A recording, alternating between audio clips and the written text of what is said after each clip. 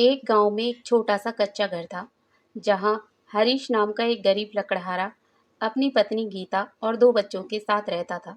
हरीश बचपन से ही मेहनती था, पर किस्मत उसकी मेहनत का वैसा फल नहीं देती थी। हर सुबह वह अंधेरे में उठता, गीता उसके लिए रोटी और प्याज की पोटली बांधती और हरीश जंगल की ओर निकल पड़ता। गांव वाले अक्सर कहते, हरीश जैसा ईमानदार आदमी अब कहाँ मिलता है। लेकिन ईमानदारी पेट नहीं भरती, ये बात हरीश अच्छी तरह जानता था। फिर भी उसने कभी चोरी नहीं की, किसी का हक नहीं मारा और ना ही कभी किसी को धोखा दिया। हरीश की बेटी पढ़ने में होशियार थी। मास्टर जी भी कहते थे कि वह आगे चलकर गांव का नाम रोशन करेगी। बेटा अभी छोटा था, लेकिन उसे भी किताबों से प्यार था। हरीश की आंखें नम हो जाती जब बेटी कहती, पापा मैं बड़ी होकर मास्टरनी बनूंगी और आपको जंगल नहीं जाना पड़ेगा। पर हरीश जानता था कि इन सपनों को पालने के लिए सिर्फ मेहनत नहीं, पैसे भी चाहिए, और उसके पास तो कुल्हाड़ी के अलावा कुछ था ही नहीं। एक दिन गांव में एक मेला लगा। हरीश की बेटी और बेटा भी जाना चाहते थे। हरीश ने अगले दिन ज्यादा लकड़ियां काटने की सोची, ताकि बच्चों को 2 रुपए दे सके। वह जंगल में दूर दूर तक गया, लकड़ियां काटी, मगर जिस पेड़ को उसने काटा उसके नीचे मधुमक्खियों का छत्ता था।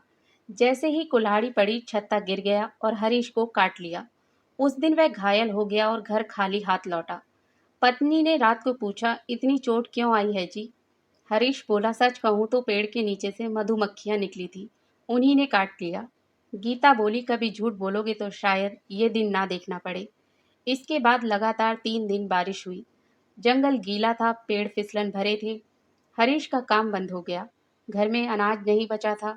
बच्चों को आधा पेट खाना मिल रहा था। एक शाम बेटी भूख से रोते हुए बोली, पापा दूध ला दो ना। हरीश की आंखों से आंसू गिर पड़े। उस रात वह एक दोस्त से उधार मांगने गया, लेकिन खाली हाथ लौटा। अगले दिन सुबह सुबह वह फिर जंगल गया। यह जंगल गांव से दूर और थोड़ा गहरा था। चलते चलते वह एक नदी के किनारे पहुंचा। वहां एक बड़ा सा पुराना पेड़ दिखा, छायादार और मजबूत। हरीश को लगा, अगर इसकी कुछ डालियां काट लूं तो आज अच्छा माल मिलेगा। वह पेड़ पर चढ़ा और कुल्हाड़ी चलानी शुरू की। तभी अचानक उसके हाथ से कुल्हाड़ी छूट गई और नीचे बहती नदी में जा गिरी। वह घबराकर नीचे उतरा और नदी के किनारे बैठ गया। आंखों में आंसू थे, कुल्हाड़ी ही उसकी रोजी रोटी थी। जब हरीश नदी के किनारे बैठा रो रहा था, तभी आकाश से एक प्रकाश फैला और एक तेजस्वी देवदूत प्रकट हुए। उनके चेहरे पर दिव्य मुस्कान थी। देवदूत ने पूछा, क्यों वत्स, इतने दुखी क्यों हो? हरीश ने सिर झुकाकर पूरी बात बताई, ईमानदारी से, बिना कोई झूठ बोले। देवदूत बोले, तुम्हारी सच्चाई मुझे छू गई, मैं तुम्हारी मदद करूंगा। देवदूत ने पहली बार नदी में डुबकी लगाई और एक सोने की चमचमाती कुल्हाड़ी लेकर निकले। उन्होंने पूछा, वत्स यह तुम्हारी कुल्हाड़ी है? हरीश ने बिना झिझक कहा, नहीं महाराज, ये मेरी नहीं है। देवदूत मुस्कुराए, फिर दूसरी डुबकी लगाकर चांदी की कुल्हाड़ी निकाली।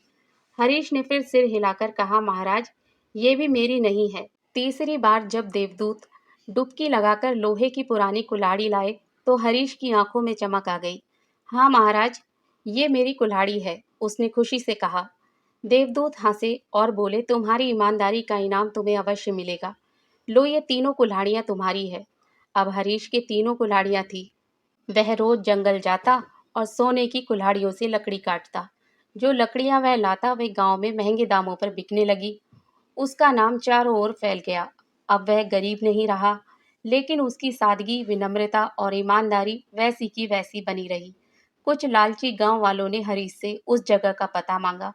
एक व्यक्ति ने जानबूझकर अपनी कुल्हाड़ी नदी में फेंकी, और जब देवदूत प्रकट हुए और सोने की कुल्हाड़ी दिखाई, तो उसने झूठ कहा, हाँ यही मेरी है। देवदूत ने गुस्से में आकर कहा, झूठ बोलने वाले को कोई वरदान नहीं मिलता, और वह आदमी अपनी कुल्हाड़ी से भी हाथ धो बैठा। गांव वालों ने तब जाना कि हरीश की समृद्धि का कारण उसकी ईमानदारी थी, ना कि किस्मत। अब हरीश गांव के बच्चों को पढ़ाने लगा। उसने एक स्कूल खुलवाया, अपनी बेटी को पढ़ाकर मास्टरनी बनाया, बेटे को डॉक्टर बनने भेजा। गांव के लोग उसे आदर से बुलाने लगे। हर साल वह उस पेड़ और नदी के किनारे जाकर फूल चढ़ाता और कहता, ईमानदारी ही सबसे बड़ा धन है। तो दोस्तों, इस कहानी से हमें ये सीखने को मिलता है कि जीवन में चाहे कितनी भी कठिनाइयां क्यों ना हो, अगर हम सच के मार्ग पर चलें, ईमानदारी ना छोड़ें, तो तो भगवान स्वयं हमारी सहायता करते हैं। झूठ से चाहे कुछ पल का लाभ मिल जाए, लेकिन उसका अंत दुखद ही होता है। अगर आपको ये कहानी पसंद आई हो तो वीडियो को लाइक, शेयर और चैनल को सब्सक्राइब जरूर करें।